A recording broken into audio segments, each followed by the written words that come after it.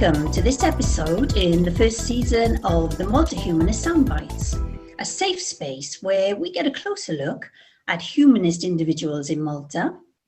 In the next 7 minutes with Gail, we shall be getting to know her humanist views, especially on the topic of ceremonies. So welcome, Gail. Thank you. So tell us, how did you first become a humanist? I was atheist for a long time before I was a humanist. I coincidentally came across an article written by Rachel Vassallo, a local journalist, and it resonated with me. It was an article about humanism and what humanism stood for. And I did some more research on it, and I thought of joining the association. So you're also a humanist celebrant. What does this entail?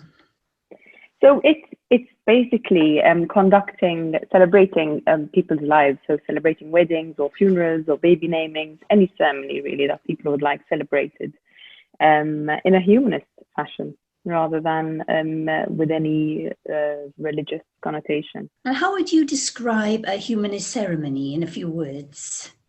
So a humanist ceremony is bespoke, so it's written for the protagonists of the day. So if it's a baby welcoming ceremony, it's written for the child, or if it's a wedding, it's written for the couple in question.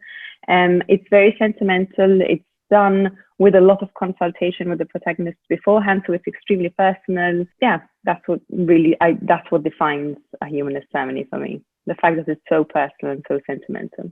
And why would somebody like a humanist ceremony? Most people prefer, when they find out about humanist ceremonies, they prefer the sentimental part of it, the fact that it's personalized. You know, it's not a script with names being changed and the same script for every person getting married or every baby welcoming or naming ceremony. It's literally written from scratch. So I think that is the thing that people are attracted to most. And what's been your experience of humanist ceremonies so far? Over the last 4 years, which is how long I've been doing it, it's been wonderful, really. It's even occasions that are not joyous, such as a funeral, for example. There is so much love in those occasions that it's been nothing short of wonderful. I've never had any negative experiences in all the 4 years I've been doing it. Are humanist ceremonies legally binding? Are they on the same footing, for example, as religious ceremonies? By law, they are. However, we have not yet reached an agreement with the marriage registry, allowing us to have the legally binding part done by ourselves. That will come, of course, yes, eventually. But so far, there is no agreement reached. And what does becoming a humanist celebrant involve altogether? Okay, so you need to have a course by an accredited association. In our case, it was the British Humanist Association who trained us. The course trains you in separately, so that you've got one course for weddings, one course for funerals, and another for baby welcoming ceremonies. It's a crash course, so it's condensed.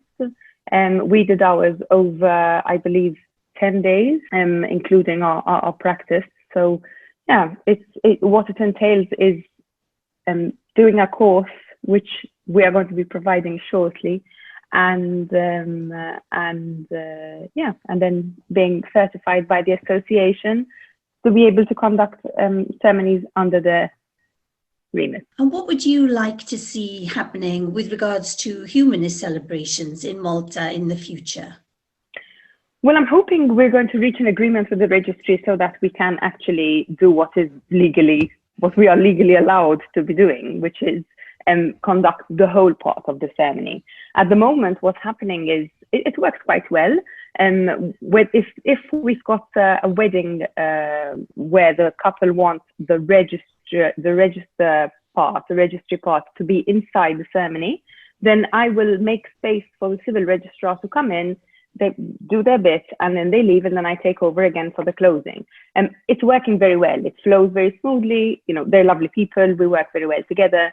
So it's working anyway. But it would be nice for us to have, I mean, especially since we are legally authorized to do so, it would be nice for us to have the option to, or maybe the couple to have the option not to have both in the ceremony. That, you know, they could have both, but they could have the option not to. Are the humanist ceremonies very popular in Malta at the moment? Increasingly so, yes. Initially, when we started 4 years ago, it was mostly foreigners or people of different religions who had no intention of converting to one another's religion, or perhaps at the time gay couples, because they couldn't do it legally via the registry. However, since then it has been it's extremely popular with the Maltese, and you see faces that you've seen at previous weddings. So it's a case of, you know, they come to a wedding, they absolutely love it, and then they want to get married that way as well. So yeah, it's increasingly popular with the Maltese. And what do you think is the relevance of humanist ceremonies in today's context? Well, I think it's extremely relevant because we are no longer living in an era where religion is the be-all and end-all. This is the way it was in Malta until very few years ago. When it came to my own daughter's baby welcoming ceremony, for example, I was not interested in having a Catholic baptism ceremony because that would be extremely hypocritical of me. But I had no alternative. There was nothing I could do to celebrate her arrival. What would her have been to celebrate my life once I passed? Had there not been humanist ceremonies? Nothing. So I think it's extremely relevant. It provides equal opportunities to everybody. You know, you don't have to be religious to be celebrating your milestones. Well, thank you very much, Gail, for that celebrant perspective into the role of ceremonies in humanism, particularly in relation to training and benefits. That's all we have time for today, but do join us next time for another 7-minute soundbite. Until then, goodbye from us and stay safe.